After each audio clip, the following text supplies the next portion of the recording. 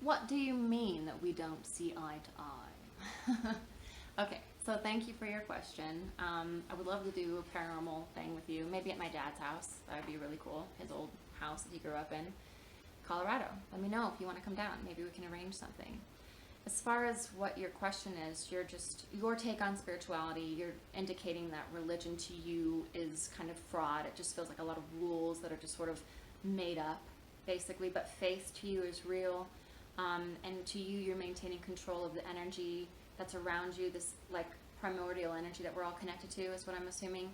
And since you have experience with um, paranormal activity, I guess, you are curious about like the afterlife, after death, and ghosts, and what my take is on all of that. And it's interesting because I was actually thinking about this morning before I even read your tweet, and I was wondering, like, really, like, if I kill myself, will I come back to this 3D consciousness, like this plane of existence, whether in the future or past? I mean, who knows? Because theory of relativity means there could be multiple parallel universes going on at the same time, right? Like, if you die in this life, are you alive in the next life? Am I still Courtney? Do I still look like this? Am I going to be a paraplegic? Am I going to be smart? Am I going to be blind? What disability am I going to have if I take my divinity away from myself and kill myself?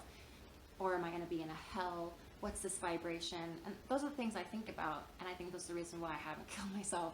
Albert Camus is always saying, always, he's dead, but he said, you know, now the trick is whether or not you kill yourself. And he was a famous philosopher. And I was always like, okay, yeah, what is the idea behind that? Well, from what I understand, in my dad's haunted house, the husband went crazy, killed everybody, his kids, his dog, his wife, and then killed himself.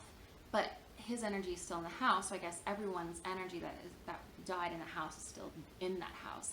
My brother made an interesting point, which I also tweeted to you, which was perhaps in a parallel reality, and it's kind of muddled together now in this plane. Their life is still going on in that house, while my dad's life was going on in that house, and the energies would sometimes conflict.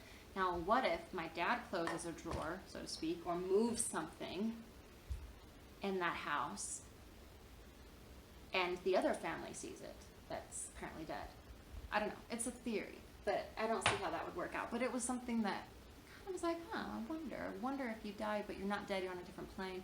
But where does that fall into place? Like, it's like everything about life is so mind-boggling. How vast the universe is, how big the planets are, how far away the sun is, but we feel its warmth and need it to live.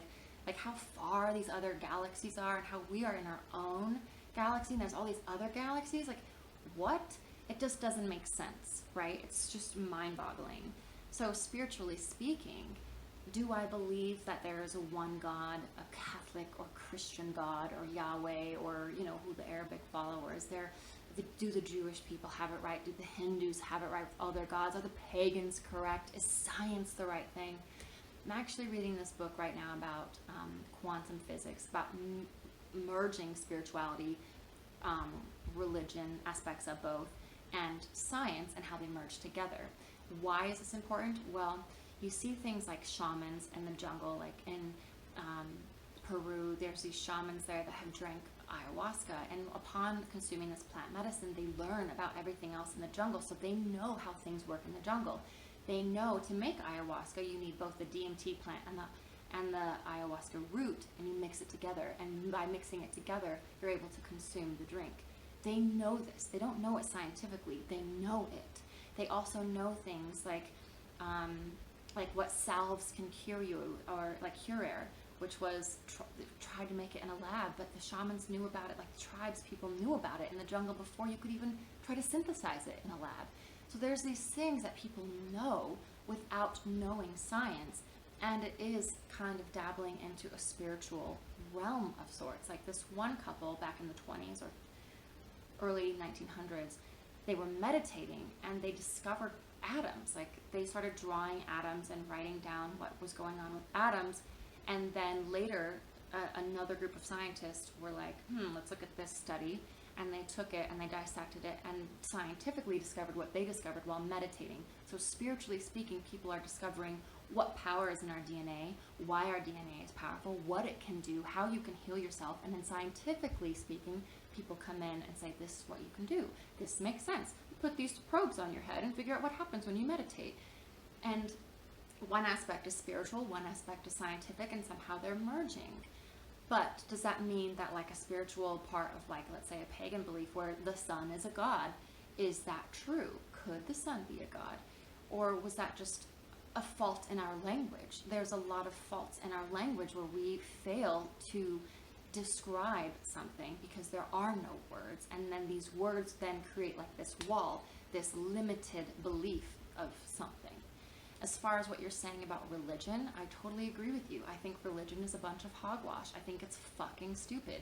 It really bothers me that the pyramids and the Sphinx are predated way, way, way older than what the Bible is and the Bible says about creation. And carbon dating proves the existence, and fossils. I've seen fossils at a dig of dinosaurs. So you tell me that God came after that and that life is a lot shorter and that God created it. It doesn't make sense. And people who believe that are fucking stupid. And I don't mean that in a bad way. I just mean open your fucking mind. How could you be so narrow-minded? I didn't mean to say stupid. That's another limiting word. That isn't fair.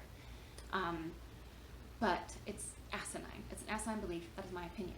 But also, if you think about it, these books have been wrote and then rewritten. And then upon being rewritten, things and elements were stripped out and taken out. There are books, the Bible, there are Gospels that were not included, that are written, that you can see. So why aren't they in the Bible? Well, the things that are in the Bible are very limiting to keep a certain person in power. And you know, my brother made a good point.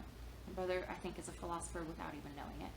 But he said something really important that stuck with me. He said that, like, who is more powerful than a king? God. Who is the voice of God? A pastor, a pope, a priest. Those people are going to push this belief system on you to be more powerful than the king. Hello, it makes perfect sense. I was like, and then people start to believe that because then the king believes it, and people are told, believe what they're told because they don't know any better. Really, we don't, and that's a problem. Is we start to believe things that really limit us and severely hurt us, and then we're not open to other things. Like this symbol.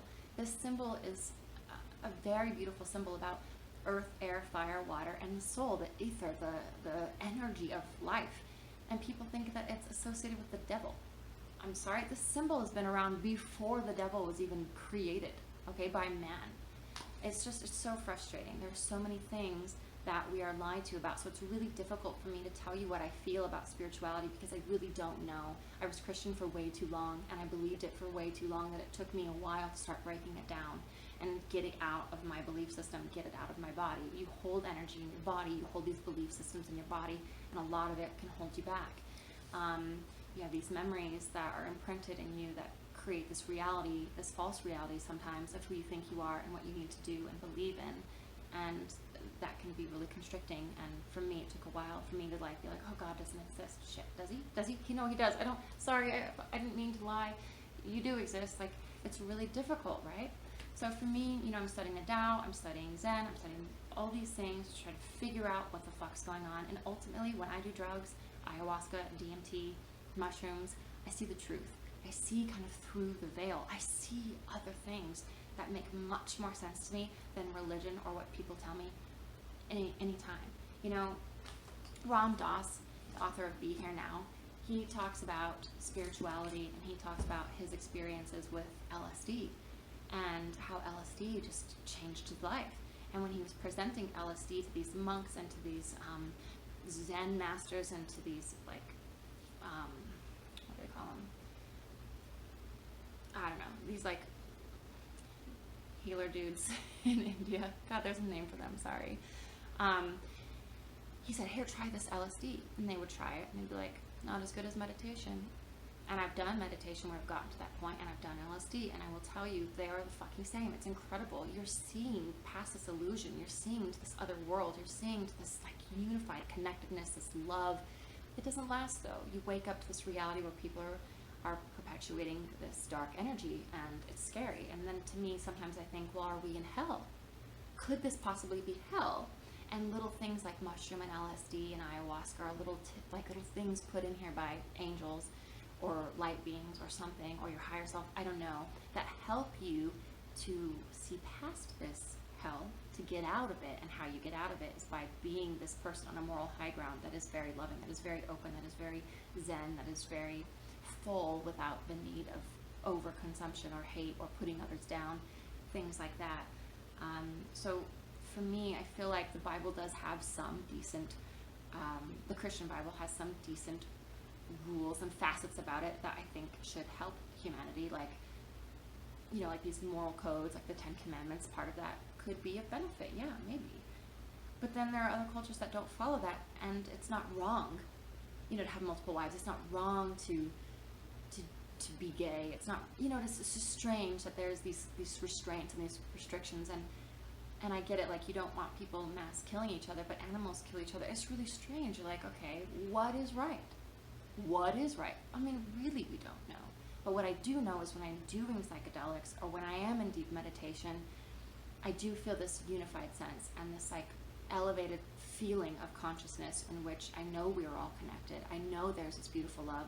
I know that it's wrong to kill. I know that it's wrong to hurt the environment. Yet I'm still driving a car. You know, I still do construction for work. I still, you know, I don't know. I don't know what's right. I don't know if we're in hell. I don't have the answer. I don't think anyone does. And anyone who says they do is a fucking lunatic. But I do know that I've had experience with paranormal. I've had experience with other energies. I've seen things that I can't explain. I felt things that I can't explain. And I don't know. I mean, you've been there too, right? You've seen it, you've felt it, you've heard it, you've studied it, you've sought it out. I mean, I was in deep meditation, and my cousin took his life, and I heard why. Like, I saw another friend in deep meditation. I've learned some things in deep meditation. I've experienced some paranormal activity in my own bedroom, in my guest bedroom, when my brother did a Ouija board, and I felt it in the haunted Queen Mary. I mean, I've been around it. I know that there's this like other energy. So it doesn't explain, you know, the planets. It doesn't explain how big this planet is. It doesn't explain anything. It's just so beyond anything. So I'm trying to study quantum physics. I'm trying to study, and it goes way over my head, and I just don't know what to do or what to believe or what to think. But that, you know, that's where I am. I don't know. So yeah, that's that. I hope that was fun. But yeah, thanks for being, you know, always interactive on my tweets and, you know, sharing things with me and ideas and beliefs, and I appreciate it. So yeah, keep vibing, man. Thank you.